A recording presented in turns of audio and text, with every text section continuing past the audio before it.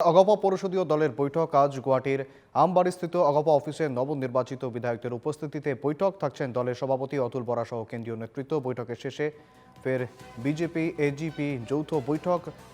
বিজেপির রাজ্য সভাপতি দিলীপ শইকিয়ার উপস্থিতিতে বৈঠক থাকছেন দুই দলের বেশ কয়েকজন শীর্ষ নেতা। সরকার গঠনের বিভিন্ন দিক বৈঠকে স্থান পাওয়ার সম্ভাবনা।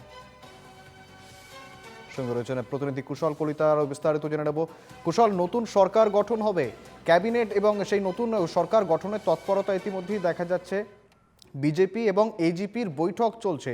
এই বৈঠকে কি ক্যাবিনেট কাকে কোন মন্ত্রিত্ব দেওয়া হবে সেই বিষয়ে কি আপডেট উঠে আসছে? নিশ্চয় নিশ্চয় কথাটো হ'ল যে এই বৈঠক বিধায়িনী দলৰ বৈঠকত অগপৰ বিধায়িনী দলৰ যি নেতা নিৰ্বাচনৰ এটা যি প্ৰক্ৰিয়া চলি আহিছে, এই নেতা নিৰ্বাচন হ'ব আৰু সমান্তৰালকে ইয়াত বিভিন্ন দিশ আলোচনা হ'ব। আচলতে 10 গৰাকী যিহেতু বিধায়ক নিৰ্বাচিত হৈছে, কিন্তু ইয়াতে এটা লক্ষণীয় কথাটো হ'ল যে বিজেপিয়ে অকলে সংখ্যাগৰিষ্ঠতা লাভ কৰিছে। তেনে অৱস্থাত অগপৰ ৰোল কি হ'ব?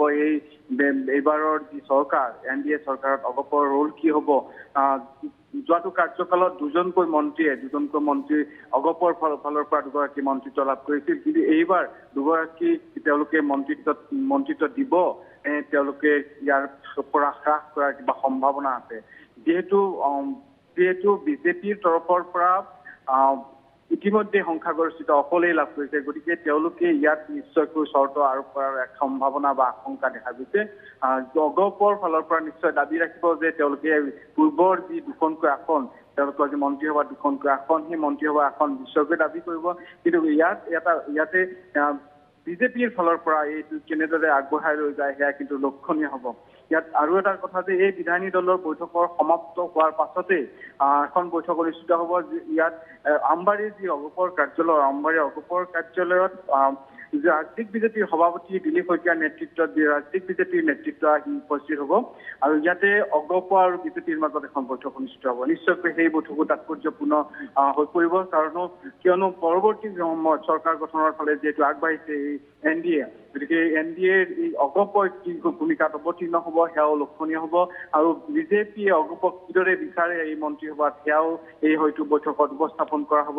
ইতিমধ্যে দৰ্শকসকলে জানিব পাৰিছে যে মুখ্যমন্ত্ৰী ইতিমধ্যে পদত্যাগপত্ৰ দাখিল কৰিছে ৰাজ্যপালৰ হাতত, আৰু তেওঁ পৰৱৰ্তী চৰকাৰ গঠন নোহোৱা পৰ্যন্ত যি কাৰ্য ব্যৱস্থা সেয়া চলাই নিয়াৰ কাৰণে ৰাজ্যপালে পৰামৰ্শ দিছে। সমান্তৰালকে এই যে অগপৰ কাৰ্যালয়ত এজনৰ যি বিধায়িনী দলৰ বৈঠক অনুষ্ঠিত হৈছে।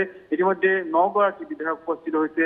এগৰাকী বিধায়ক যি বজালীৰ বিধায়ক, তেওঁ বৰ্তমান উপস্থিত হোৱা নাই, কিন্তু বৈঠক ইতিমধ্যে আৰম্ভ হৈছে, ৰুদ্ধদ্বাৰ বৈঠক। গতিকে ইয়াৰ পাছত কি সিদ্ধান্ত হয় পৰৱৰ্তী সময়ত নিশ্চয়কৈ আমি দৰ্শকসকলক জনাম। একেবাৰে অনেক ধন্যবাদ কুশল।